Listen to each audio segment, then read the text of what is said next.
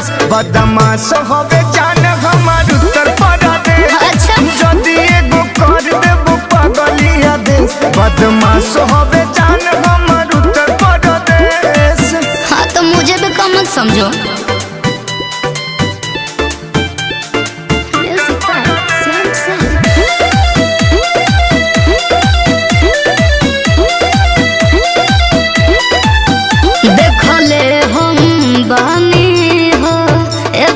बहुते रिया सब हार मानल बाटे सुनो हमारा हवेरिया।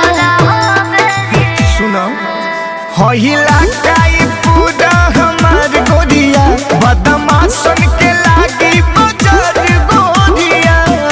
अच्छा बॉडी डेंजर होई खाली देखो न फेर आज फट जाई गोरी तो घर इंग्लिश डरे। अच्छा हट जाई गोरी तो घर इंग्लिश डरे।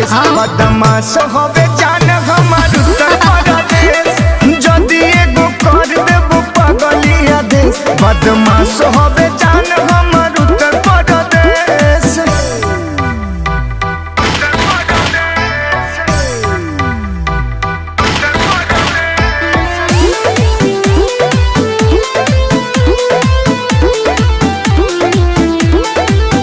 लुट जइबो ए बाबू जदी मारब हम ई नचनिया ना किनाई तू देखावो केतनो लाग।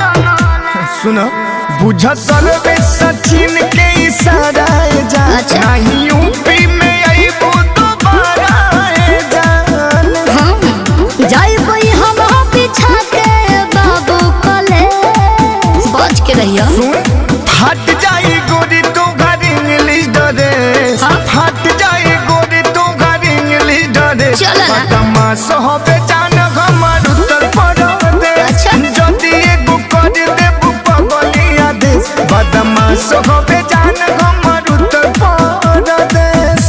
अरे हमारी यूपी ब्रांड है।